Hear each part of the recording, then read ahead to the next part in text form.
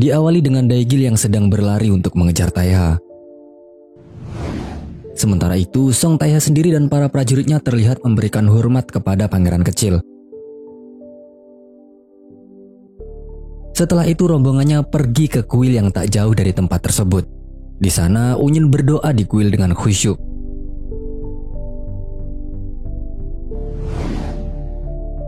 Daegil yang sudah sampai di tempat tujuan jelas tidak mendapati Taeha dan rombongannya. Ia pun kemudian memutuskan untuk kembali berkumpul dengan Chuno lainnya. Wang Sun memprediksi bahwa Taeha bersama banyak orang. Dengan jejak yang sudah diamati, Daegil yakin bahwa mereka berada di kuil tak jauh dari tempat tersebut. Trio Chuno pun lantas bergegas ke tempat kuil tersebut.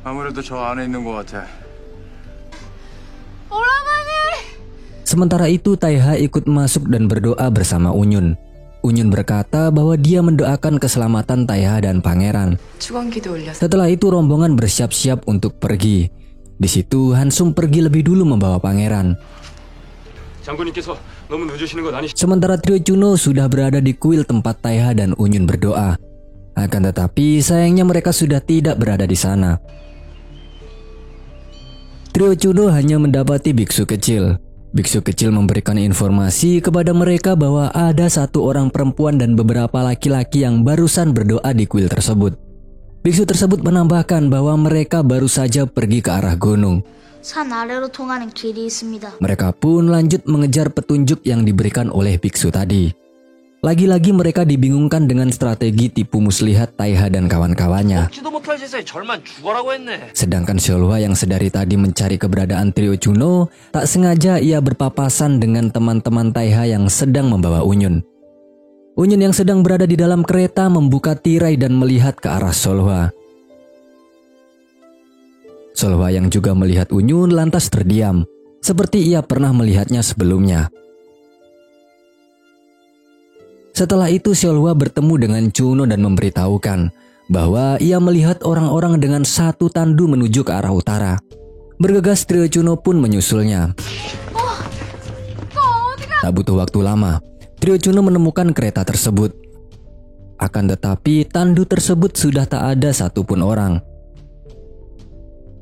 Kemudian Daegil meraba bekas tempat duduk pada tandu tersebut. Karena bekas tempat duduk tersebut sudah dingin, Daegil yakin pasti mereka sudah jauh. Trio Chuno pun kini jadi kecapean karena tidak bisa mengimbangi strategi militer Taeha. Kali ini kita berpindah pada utusan King dan Joseon yang tengah berdiskusi. Ketua dari delegasi King ini bernama Yongdae. Mereka berkumpul tak lain untuk membahas perdagangan tanduk lembu yang sudah dijanjikan oleh Kyungsik. Selain itu, Yongdae juga membahas tentang anak yang tersisa dari mendiang putra mahkota Sohyun. Yongdae meminta Kyungsik untuk meminta izin kepada raja supaya dirinya diperbolehkan membawa anak tersebut. Tujuannya karena Yongdae ingin mendidik anak tersebut. Singkat cerita, malam pun tiba. Terlihat Taeha tiba di sebuah rumah. Para teman-temannya dengan senang hati menyambutnya. Terlihat mereka juga menyambut pangeran kecil. Taeha meminta maaf karena dirinya tidak bisa menyelamatkan pejabat Lin atasan mereka.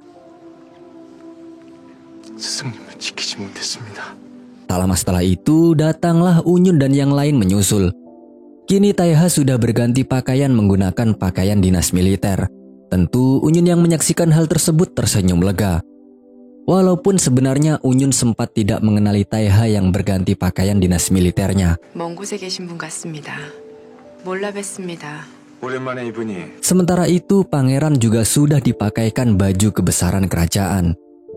Mereka pun mengadakan penghormatan resmi pada pangeran.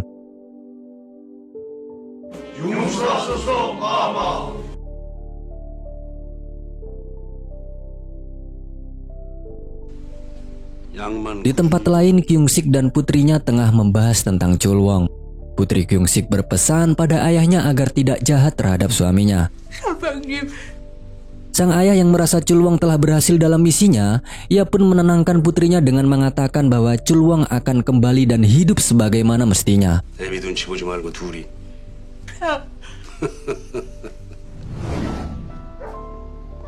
Tak jauh dari situ, Chulwong melihat ibunya dari jauh. Dengan masalah yang begitu besar, ia tampak tak mampu untuk menemui ibunya. Misi gagal dan juga kini tidak ada tempat yang ia tuju. Mau pulang ke mertuanya, ia juga tak mencintai istrinya. Kalau menurut Mimin, Chulwong ini sebenarnya orang baik. Sebagai seseorang laki-laki yang memegang teguh prinsipnya, ia pun terpaksa melakukan ini semua karena sudah terlanjur ada ikatan dengan Kyung-sik. Terlebih jika ia bertentangan dengan Kyung-sik, maka bisa saja ibunya dalam bahaya. Oleh karenanya, ia lebih memilih untuk bertarung dengan Taeha sampai mati daripada harus menolak perintah Kyung-sik. Bagaimana menurut kalian? Tulis di komentar mengenai tokoh antagonis satu ini ya guys. Scene berpindah pada Daegil dan rombongannya yang sedang beristirahat di sebuah rumah. Jenderal Choi menanyakan bagaimana jika Unyun dan Taeha benar-benar terikat dalam hubungan suami istri. Daegil berusaha profesional dan menyimpan perasaannya. Daegil berkata bahwa dia tetap akan menangkap mereka. Jenderal Choi menambahkan bagaimana jika mereka sudah hidup bahagia. Dengan pandangan kosong, Daegil berkata bahwa ia tak rela melihat Unyun dan Taeha bahagia sedangkan hidupnya saja seperti ini. Dengan kata lain, ia tak ingin melihat Unyun senang di atas penderitaannya.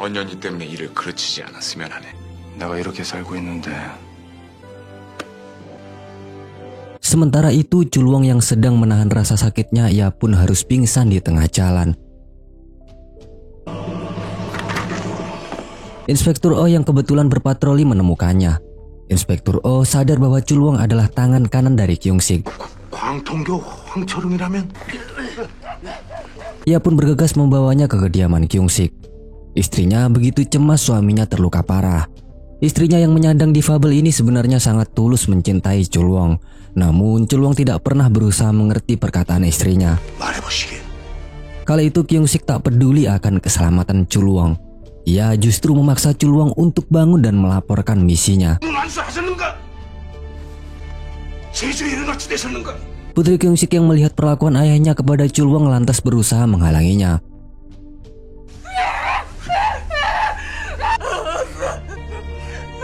Kyung-sik merasa bingung dengan rencananya kali ini. Hal itu dikarenakan ia terlanjur berkata pada Paduka Raja bahwa mereka telah mengirim orang terbaik untuk membereskan masalah di Jeju.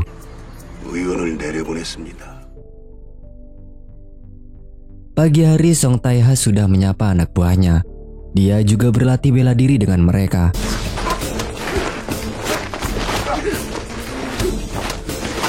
Anak buahnya banyak yang bertanya-tanya siapa kira-kira wanita yang bersama Taeha.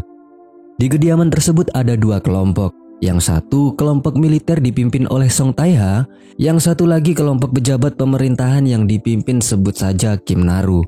Ceritanya dulunya mereka dipimpin oleh guru mereka yang tak lain mendiang Menteri Lim. Dalam diskusinya, Kim Naru ingin mengumpulkan pihak yang pro dengan Pangeran Bongrim untuk mendesak raja membebaskan Pangeran Seokhyun. Selain itu, Kim Naru juga ingin Pangeran Bongrim menjadi penerus kerajaan. Pangeran Bongrim ini adalah putra kedua Raja Injo ya guys. Akan tetapi Taeha sedikit keberatan dengan rencana tersebut. Alasannya karena itu termasuk pemberontakan. Namun Kim Naru tetap bersikeras meminta Taeha untuk memimpin aksi mereka kali ini. Menurutnya revolusi tanpa pertumpahan darah tidak akan berhasil.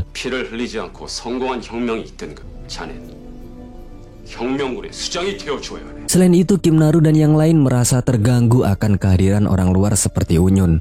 Mereka merasa misi mereka ini begitu besar dan berbahaya. Sangat riskan apabila ada orang luar. Taeha berkata dia akan menikahinya dan mengadakan upacara secepatnya.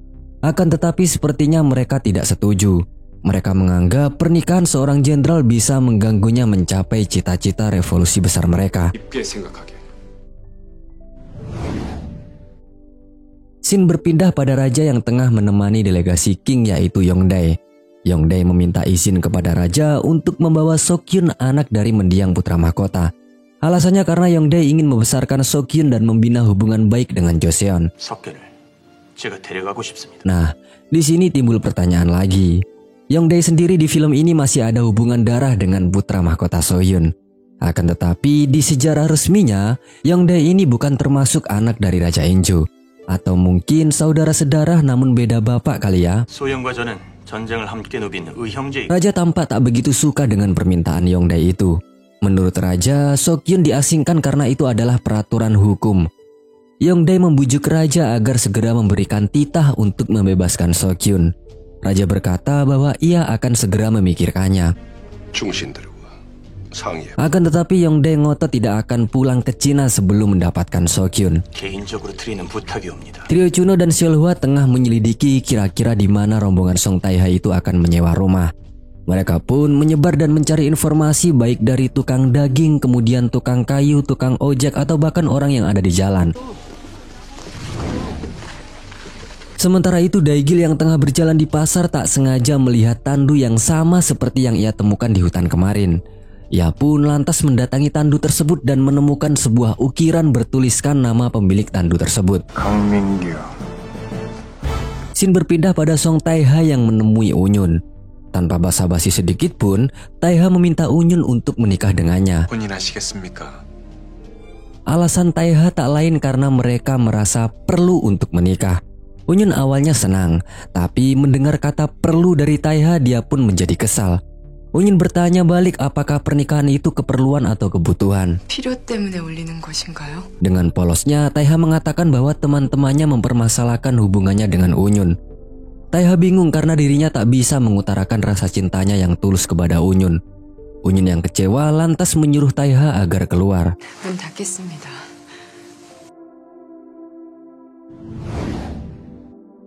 Scene berpindah pada Daegil yang sedang mendatangi rumah bangsawan pemilik tandu. Di sana dia menginterogasi pemilik tandu. Mengapa tandu tersebut bisa ada di tengah hutan? Tanya Daegil. Akan tetapi si pemilik tandu justru tak mau mengatakan yang sebenarnya. Pemilik tandu yang merasa terdesak lantas menyuruh anak buahnya untuk menangkap Daegil. Pertarungan pun tak dapat dihindarkan. Daegil yang seorang diri dapat dengan mudah mengalahkan anak buah si pemilik tandu tersebut.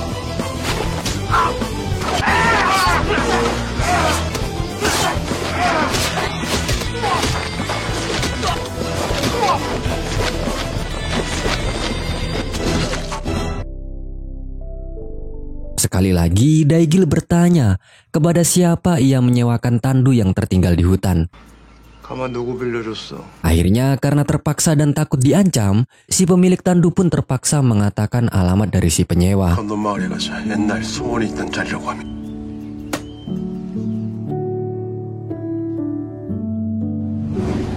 Scene berpindah pada Unyun yang masih kesal dengan cara melamar Taeha kepadanya. Dia berbicara sendiri pada pangeran. Unyun hanya ingin Taeha mengatakan perasaan dari lubuk hatinya. 사랑한다. 함께 있자. 잠시 들어가겠습니다. Tak lama itu, tiba-tiba Song Taeha masuk lagi ke kamar. Tujuannya karena dia ingin mengulang maksudnya tadi. Taeha mengaku bahwa alasan ia mengajaknya menikah bukan karena perlu atau sebuah perintah, tetapi karena kau telah mengisi seluruh hatiku, kata Taeha. 오로지 그대만이 내 가슴 속에 있기 때문입니다. Mendengar itu, jelas Unyun kali ini luluh dan berkaca-kaca. Dia pun menerima lamaran dari Taeha. 좋은 아내가 되어달라든지.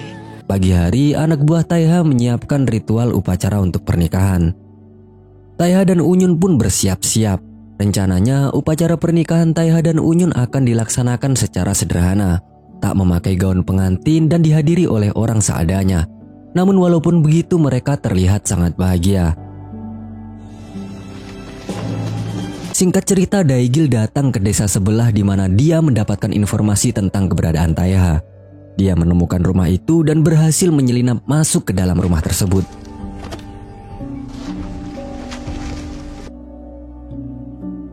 Dia bersembunyi di samping sebuah bangunan dan melihat Taeha. Karena posisi lumayan dekat, Daegil pun mengeluarkan belatinya. Namun tiba-tiba saja Unyun muncul dan menghampiri Taeha dengan penuh senyuman. Melihat wanita yang selama ini ia cari membuat Daegil terhenyak. Sudah lama dia tidak melihat Unyun begitu jelas. Dia teringat betul senyuman Unyun yang sampai sekarang masih sangat lekat di pikirannya. Daegil merasa sedih dan lemas melihat kemesraan antara Unyun dan Taeha. 신부 맞으러 왔습니다.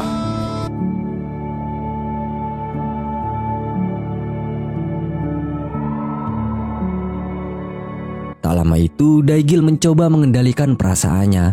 Ia berpikir bahwa tidak seharusnya Unyun bahagia di atas penderitaannya. 내가 이렇게 살고 있는데 Dia pun lantas bersiap dengan belatinya. Tak lama itu tiba-tiba pangeran kecil datang menghampiri Unyun. Di mata Daigil, mereka mirip keluarga yang sangat bahagia. Tak lama itu tiba-tiba Taiha menyadari bahwa ada seseorang yang mengintainya di balik bangunan. Ia pun kemudian bergegas mengeceknya. Akan tetapi Daigil sudah berada di luar perumahan tersebut. 무슨 일입니까?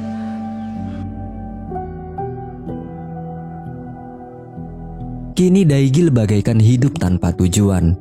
10 tahun ia habiskan untuk mencari Unyun, namun pada akhirnya ia harus sakit hati yang teramat dalam.